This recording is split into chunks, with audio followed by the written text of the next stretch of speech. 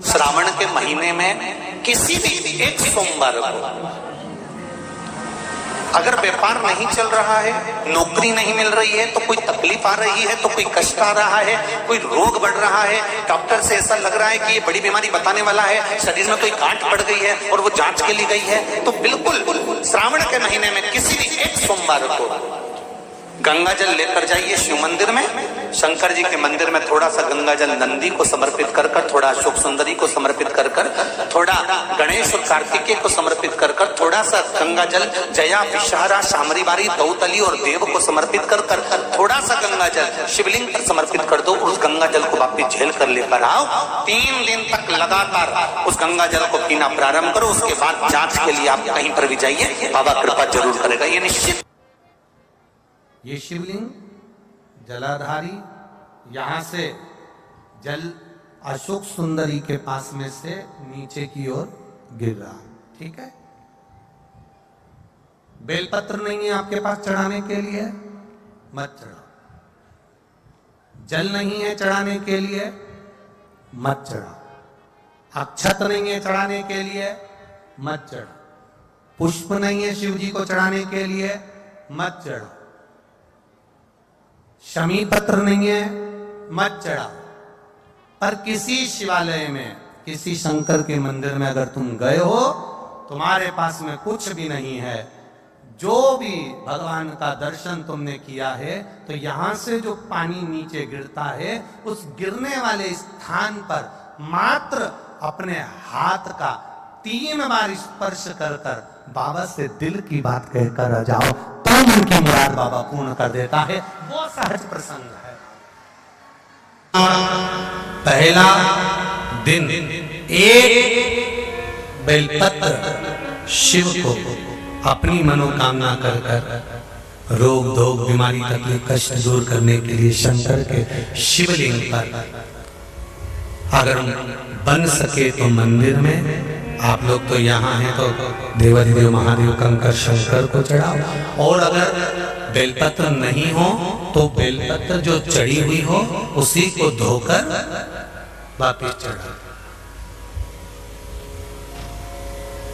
वापिस।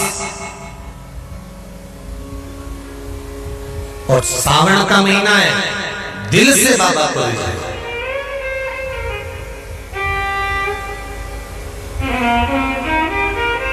हम धर्म करने के चक्कर में, परमात्मा के भजन के चक्कर में किसी का अपमान ना करें। इसका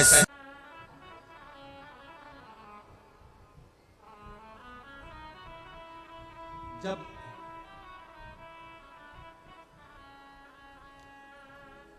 सारी दुनिया की ठोकर खा लो, सारी दुनिया के हाथ जोड़ लो, सारी दुनिया से निवेदन कर लो, और उसके बाद भी तुम्हारी दुख की घड़ी समाप्त नहीं हो, तब प्रयास करना तुम्हारे घर में कोई गमला हो, कोई पौधा लगा हो, जो भी पौधा लगा।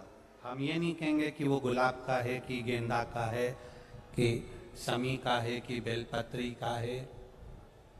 जो पौधा तुम्हारे घर में लगा, जो पौधा,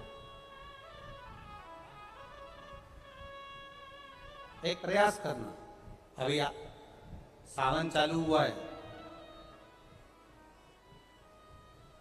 अगर तुम्हें लगता है कि मेरी दुख का समय समाप्त नहीं हो रहा, मेरी दुख की घड़ी समाप्त नहीं हो रही, तो घर में रहने वाले जितने लोग आस्था चैनल पर कथा सुन रहे हैं, जितने फेसबुक यूट्यूब पर कथा सुन रहे हैं, और जितने पुष्कर राज की इस पावन धरा पर बैठकर कथा सुन रहे हैं, उनसे निवेदन करेंगे, श्रावण 2 सावन अब की बार हैं, एक अधिक मास का भी पड़ेगा और एक श्रावण ये पड़ेगा। ये जब 2 श्रावण पड़ते हैं तो इसमें हरि और हर का मिलन होता है, हरि और हर का मिलन, क्योंकि अधिक मास जो है वो भगवान पुरुषोत्तम का है, भगवान विष्णु का, और सावन के मध्य में अगर पड़ रहा है तो देवाधिदेव महादेव के साथ भगवान हरि का मिलन हुआ है, इसलिए इसको हरिहर श्रावण कहते हैं। ये 2 महीने के श्रावण में अगर मान लो एक दिन आपका निकल भी गया, 2 दिन आपके छूट भी गए, कोई दिक्कत की बात नहीं है। जो पेड़ तुम्हारे यहाँ लगा हो, जो पौधा तुम्हारे यहाँ लगा हो, जो वृक्ष तुम्हारे यहाँ लगा हो, जो क्यारा तुम्हारे यहाँ, कुंडी तुम्हारे यहाँ, उसी की मिट्टी को, उसी के पेड़ के नीचे, उसी पौधे के नीचे, उस मिट्टी को थोड़ा सा हाथ से उसको उठाकर एक लिंग की आकृति बना ले। उसमें जलाधारी बनाने की जरूरत नहीं, केवल लिंग की आकृति बनाकर उसी की पूजन वहीं कर कर, पानी चढ़ाकर 15 से 20 मिनट बाद अपना काम करने के बाद उसी को उसी मिट्टी में विसर्जन कर दें, अपनी कामना कर कर। देवाधिदेव महादेव 2 महीने के बाद क्या देगा ये वही जान सकता है। वो क्या प्रदान करेगा ये उसके ऊपर। देख लिया हमने, बहुत बहुत प्रयास कर कर देख लिया, सारी दुनिया का हमने प्रयोग कर कर देख लिया। इनसे भी पूछा, उन्होंने कहा बाथरूम इधर बना दो, वास्तु शास्त्री ने कहा ये बना दो, ज्योतिषाचार्य ने कहा ये बना दो, उन्होंने कहा ये बना दो, उन्होंने कहा वो बना दो। हमने दुनिया का काम कर कर देख लिया, हाथों की अंगूठियां बदल कर देख ली, नग आभूषण बदल कर देख लिए, सोने की दिशा बदल कर देख ली, सीढ़ियों की दिशा बदल कर देख ली। अब जब सारी दिशा बदल कर देख ली, सारा काम कर कर देख लिया, उसके बाद भी अगर हमारी ग्रह दशा नहीं सुधरे, हमने सबके दरवाजे जाकर देख लिया, देवी देवता उनके भी धोख धोख के देख लिया, पर जब भी अगर हमारी दशा ना सुधरे तो फिर कहीं मत जाना, महादेव के चरणों में जाकर बस उसकी आराधना में लग जाना, हो जाएगा। जो माताएं श्रावण के सोमवार का व्रत करती हैं वो पशुपति व्रत मत करना।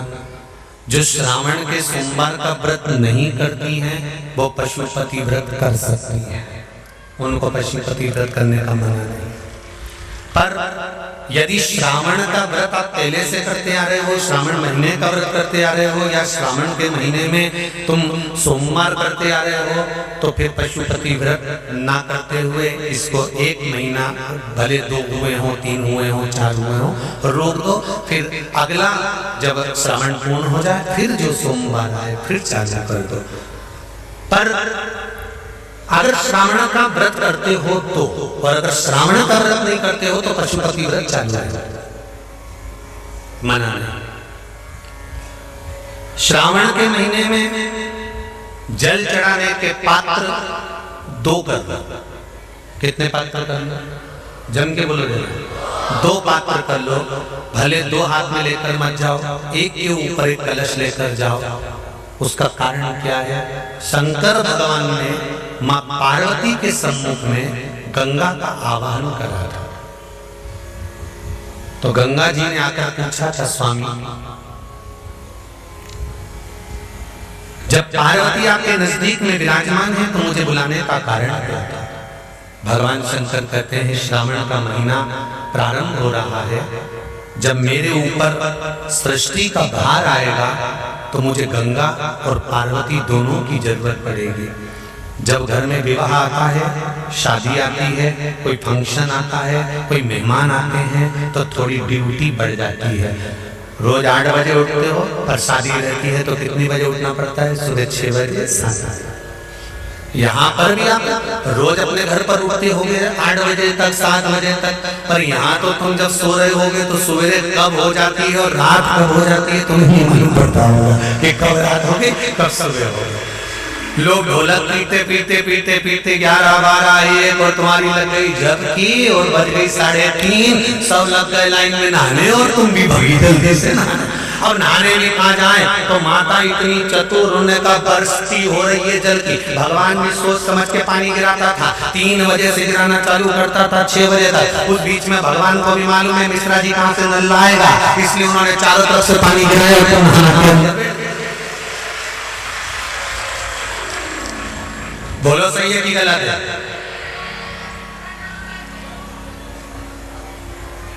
सब बाहर निकली धीरे से,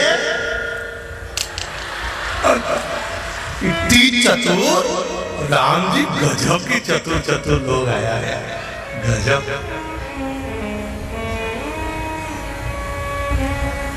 पर एक बात कहूंगा, दिल लेकर आए हो, मेरा महादेव भी तुमको दिल से लुटाएगा, ये पक्का है। दिल लेकर आए हो।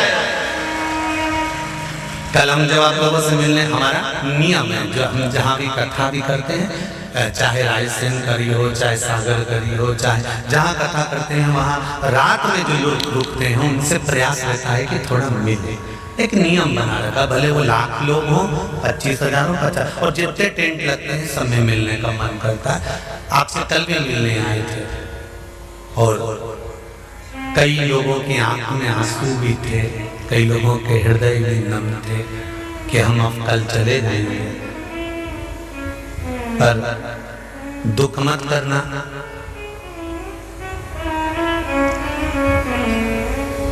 दूसरा कोई स्थान हो वहां से जाओ तो वापिस आने की गारंटी है कि नहीं है, पर यहाँ तो सील और ठप्पे लगाकर भेजता है कि वापिस बुला लाएगा। तो फिर क्या उसकी आराधना मात्र करिए।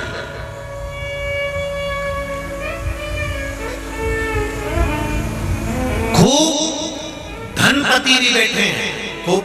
आप लोगों में कोई कमी नहीं है, किसी की यहाँ जमीन है तो किसी की गाड़ी है तो किसी का बंगला है, किसी की सत्ता है, किसी का आनंद है, बहुत बैठे हैं। पर आप लोगों ने 7 दिन जो कथा, एक ये पटिया लगा हुआ है, तख्ता लगा हुआ है और उस पर आराम से सोकर 7 दिन कथा का रस स्वादन जो करा है वो जिंदगी भर नहीं भूल पाओगे। बाबा इतना देगा कि आप लोग उसकी कृपा ही दरअसल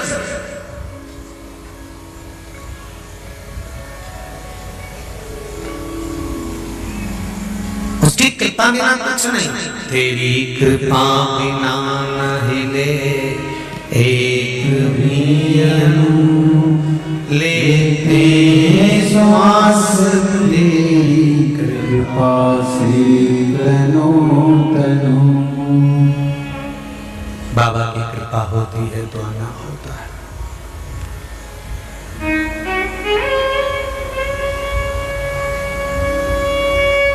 कोई नेपाल से, कोई झारखंड से, कोई उत्तराखंड से, कोई चेन्नई से, ना जाने कहां कहां से पधारे, कोलकाता से। शिव कृपा है। कावड़ का जल लेकर, हाथ में जल लेकर जितने कदम चलकर हम शंकर के मंदिर तक या बेलपत्र के वृक्ष तक जाते हैं, जितने कदम चलते हैं उतने तीर्थ हम पार कर शिव के नजदीक पहुंच जाते हैं। उतने तीर्थ पार कर, सारे तीर्थ धाम आपके चरणों में, हे भोलेनाथ प्रणाम आपके चरणों में। सारे तीर्थ वहीं पर है, वहीं। पहले कथा में कहा 33 कोटि देवता शिव जी के शिवलिंग के पास, 33 कोटि, पूरा परिवार तो है ही, 33 कोटि देवता जहां से जल निकलता वहां विराजमान होते। तो देवता सब वहीं पर है, तो बैकुंठ कहां होगा? ब्रह्मलोक, इंद्रलोक, जल लोक, वरुण लोक, गरुण लोक, सारे लोग वहीं। इसलिए शिवजी का मंदिर नहीं होता, शिवालय होता है। क्या होता है? शिवालय। शिवालय का मतलब होता है लय। लय मतलब इसमें विलीन हो जा, शिवालय इसमें समा जा।